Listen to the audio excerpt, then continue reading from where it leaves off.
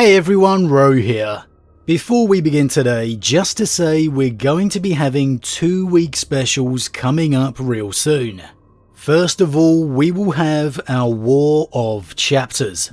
Much like our Traitor Legion War last year, where we voted for the strongest Traitor Legion, now we'll focus on the loyal chapters of the Imperium, as we attempt to decide just who is the Imperium's best hope.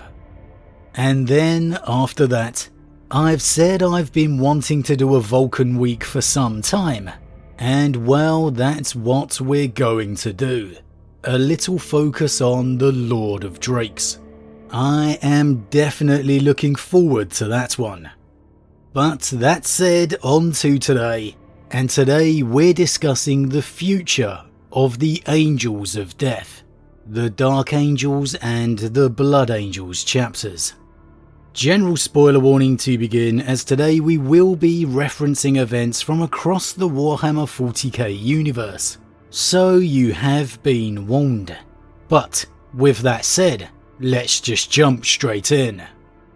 So yesterday we discussed the rumours of the Dark Angels and Blood Angels becoming the prominent factions for the launch of 10th edition.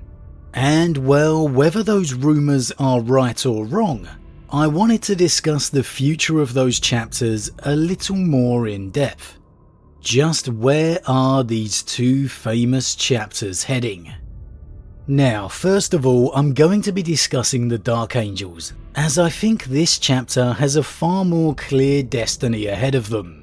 We've discussed the Dark Angels a fair bit over the past few years, as really when we came into this edition, everything really felt primed for this to be their time to shine.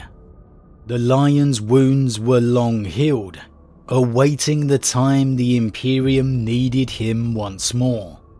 And then, more importantly, Luther the Arch-Traitor escaped, believed to be leading the amassing force of Fallen amidst the Somnium stars. Everything felt like it was building to this confrontation taking place. Luther received his own novel, giving us a real glimpse at the events of his imprisonment, showing us the escape through his own eyes. Or at least the version he would have us believe, daring to even hint that perhaps Supreme Grandmaster Azrael may have allowed him to escape. It all really set minds wondering on just why Azrael would allow this. However, then we saw Azrael's own version of events, with a new short story contained within the Dark Angels Codex. Here, as Azrael stood within the now empty cell, we saw the realities of Luther's escape. Far from the cell door being left open, as Luther had claimed, it had been blown open by a tremendous force, the metal bars warped and bent by extreme heat. Beyond that, the corridor, once lined with countless protective runes, had all been scoured clean away, and the Chaos invasion coincidentally timed during Luther's disappearance just happened to vanish in retreat without warning. All revealing the truth of Luther's escape, that this was no mere action of mercy by Azrael, but instead the undoubted workings of Chaos. The final words of the story left us in no doubt of Azrael's intentions. No matter where you are, I am coming for you. Everything was built up for the clash of the century. However, since then, well, it's all gone extremely quiet. And this leads us to the rumours of the Dark Angels coming back into the spotlight for the next edition. There's not really any other information than that, other than the focus is going to be the war within Imperium Nihilus, and a rumoured Lion model. Now, the war within Imperium Nihilus focus could simply be relating to the Blood Angels. As we know, that is very much their territory, with Dante being its warden. However, as we have previously discussed, the Somnium Star's Warp Rift is located north of the Great Rift, on the far northeastern side, or top right if you prefer, of Imperium Nihilus. So, the Dark Angels being involved within the Imperium Nihilus narrative does make sense. Let's put aside those lion rumours for now, because I've had my hopes up for years in that regard. When it comes to the Dark Angels chapter in particular, there really isn't any other direction for them that would make sense, other than a move against the Fallen. Reason 1. The biggest and greatest secret the chapter has ever had. Luthor is now loose within the galaxy. Azrael has to do something about it. As I was saying a few weeks back before these rumours came out, for me it would make no sense at all for the Dark Angels, and more specifically Azrael, to get involved with another large-scale campaign. He has to move against Luthor to contain the knowledge of his existence, and so he has to move quickly. Okay, we've all been waiting for this to happen, but within the lore not much time would have transpired between Luthor's escape and this figurative assault. Reason 2. Just from a personal standpoint for Azrael, he is the Supreme Grand Master of the Dark Angels, who's allowed Luthor to escape. His name would be infamous amongst all the future Supreme Grand Masters to come, if this mistake was not corrected. Every single future Supreme Grand Master would look at Azrael's name in scorn. And he knows this. To him, his legacy and honour would be tarnished forever within the eyes of the Lion and the Emperor of mankind, if he did not bring this traitor to justice. And reason 3. The hunt for the Fallen alone is an objective the entire Unforgiven prioritise above everything else. Countless times across the Imperium, the Unforgiven have abandoned loyal Imperial allies in the midst of battle to pursue their hunt for the Fallen. Battles have been lost due to the actions of the Dark Angels and their successors. Such is the priority the Sons of the Lion place on their hunt. With word of the Fallen now having a stronghold, amassing to the size of a legion of old, and with Azrael knowing the truth of Luthor being their leader, there's just no way the Dark Angels would be heading anywhere else. This absolutely has to be their immediate future, and so it ties into those rumours very well, which does add a little weight to them in my opinion. So will this be a war for the Somnium Stars? Or perhaps could the Fallen make a move before Azrael and co arrive? Well, either option is perfectly viable, and I've always lent towards the notion of the Dark Angels, along with their fellow Unforgiven chapters, leading an all-out assault against the Fallen amidst the Somnium Stars region. And the main reason I felt that way is because I don't expect the Fallen to ever become public knowledge, because it would just drastically alter the Dark Angels as we've always known them. So the Dark Angels keeping the Fallen contained within this region makes sense. However, the more I've thought about it, the Imperium Nihilus is so chaotic right now. Honestly, I'm not sure how much news and word could escape even if the Fallen did advance. The entire half of the Imperium is nothing but darkness and war. So perhaps we could see an event or campaign of sorts before reaching the Somnium Stars itself, with the Unforgiven trying to push the Fallen back. It would certainly work as a campaign narrative, and give a bit of a tension builder before reaching the climactic Somnium Stars finale. So for me, either way, the Dark Angel's future seems fairly straightforward, or at least a bit more predictable than Dante's and the Blood Angels. The wild card, of course, is the Lion. The immediate scenario you'd expect would be awakening during some climactic battle upon the rock, to face a chaos-revealed Luthor one more time.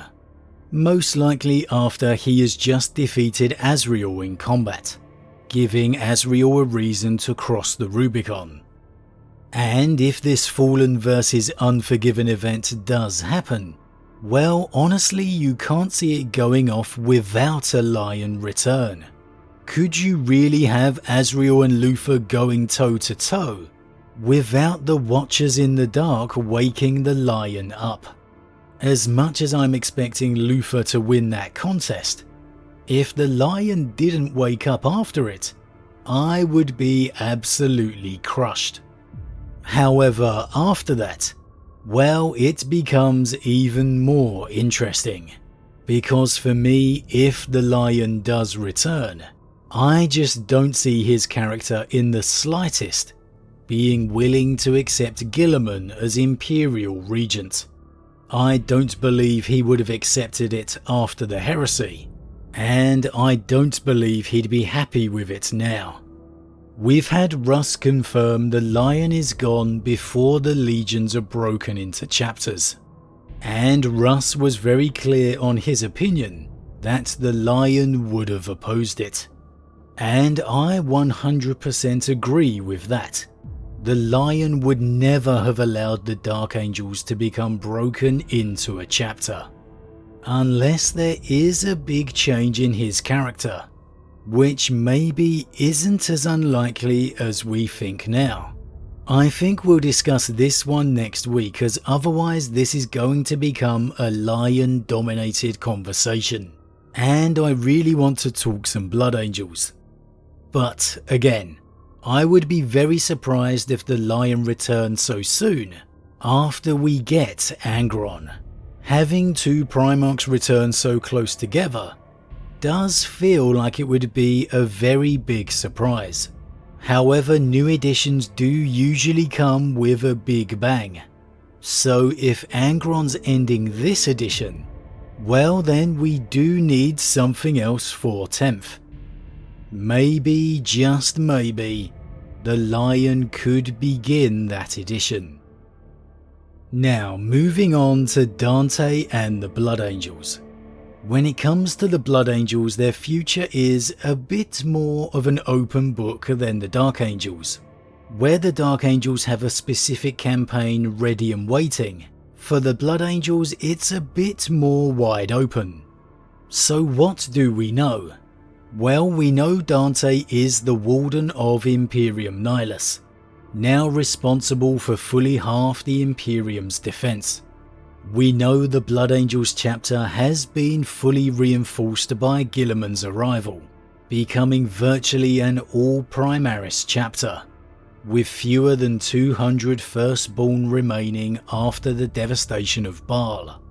We know, thanks to the novel Darkness in the Blood, that the Blood Angels' home system is being improved and fortified to become a fitting capital, a figurative throne world of the North.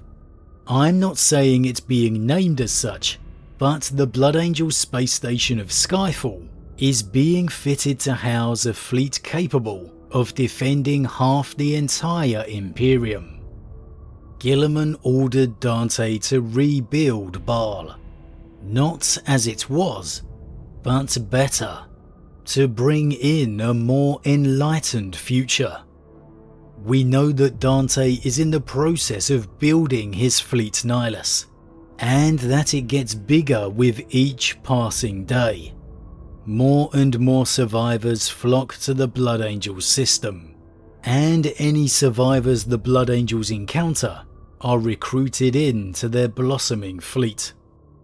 Dante is poised to take the fight back to the enemy, to show the enemies of the Imperium that Nihilus still stands, and it belongs to the master of mankind.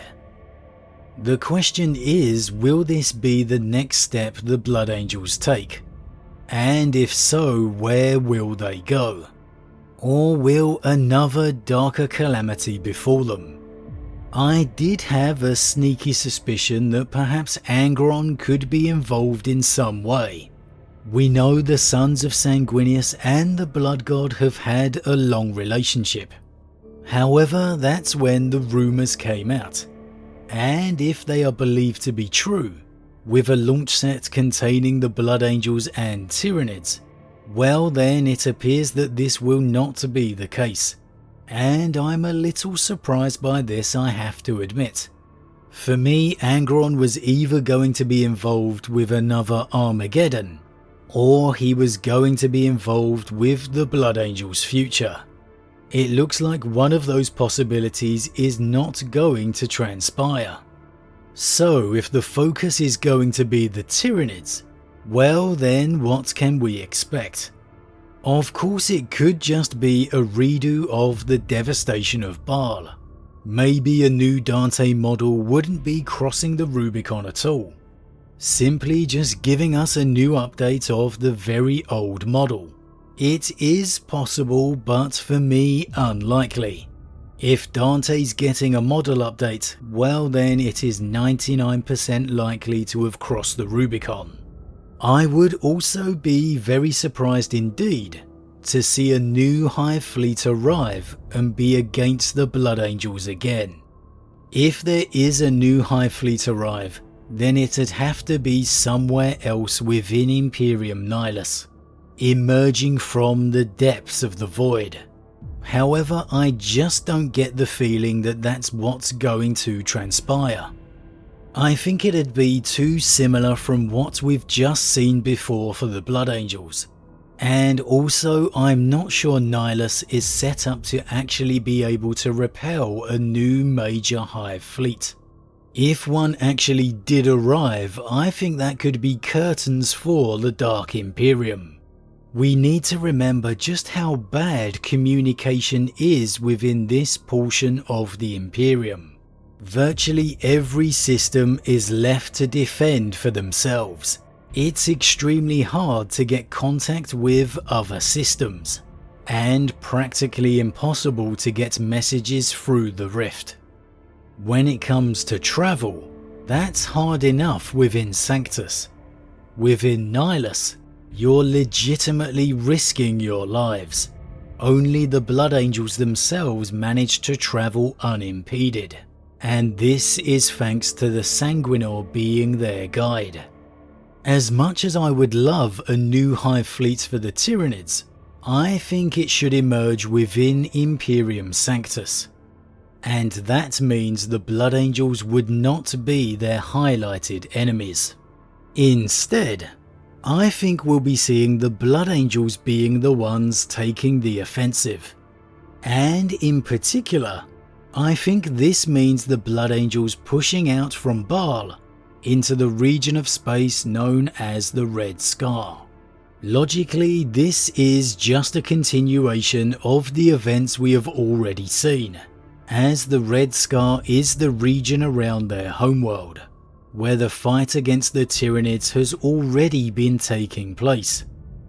Now, I admit it doesn't sound particularly epic, just the Blood Angels fighting some more Tyranids.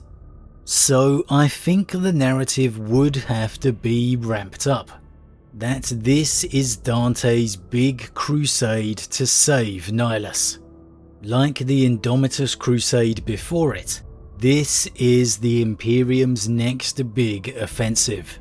Rather than the Blood Angels holding out against the Nids, we'll see them fully committed to purging them and reclaiming the territory, finally putting down Hive Fleet Leviathan for good. This could also be tied in to Guilliman's plans to reclaim Nihilus as well, actually being the next stage of his Indomitus crusade. As Dante strikes out from Baal, Guilliman's fleet could be building the beachhead across the rift. Obviously it's entirely speculation and me guessing, but I think it works quite well as a combined narrative. And it follows on from the events we have already seen. We know Dante wants to strike back against the darkness, and we know Guilliman is planning to cross the rift. The difference here would be that this is very much the beginning, a move into the unknown, unlike the previous Indomitus crusade where we were told it was successful. And for me, it gives Dante the big boost in drama his fighting the Tyranids would need, the revenge of the Sons of Sanguinius. Now that would set up the war for Imperium Nihilus brilliantly, the Blood Angels pushing out from Baal on their crusade, Guilliman launching his move across the rift, and the Unforgiven chapters assaulting the Somnium stars. That would be some major events all taking place within Imperium Nihilus. You could even have a report reach Guilliman's ears of a massive force of Unforgiven being sighted within Nihilus. That's an idea I've had floating around my head for quite a while. The Unforgiven ignoring all other forms of communication, just teasing Guilliman's interest in what they could possibly be doing. Of course, I could be completely and absolutely wrong. I most likely am. That's the beauty of trying to guess just what's going to take place. At the end of the day, we simply don't know until it occurs. But as always everyone, what do you think? If the spotlight is going to be moving towards the Dark Angels and Blood Angels, then just how do you think this is going to affect their narrative moving forward? Like me, do you feel the Dark Angels just have to be heading towards the Somnium stars? Or maybe do you have an idea that I haven't thought about? And when it comes to Dante and the Blood Angels, do you feel we need to be seeing them taking the front step? That they have been on the defensive for too long. As the Warden of Imperium Nihilus, Dante needs to continue to take the offensive. And with that in mind, how do you feel that will interact with Guilliman? Will we see him launching his next stage of the Indomitus crusade, the move across the Great Rift? As always, leave your thoughts in the comments below, I love to read them. Huge thank you to all my subscribers, your support truly means a lot to me, it really does. And if you're new, please consider subscribing to help the channel grow. If you enjoyed this particular vid, then why not drop a like on it too? But with that said, I am off, and I'll see you all again real soon.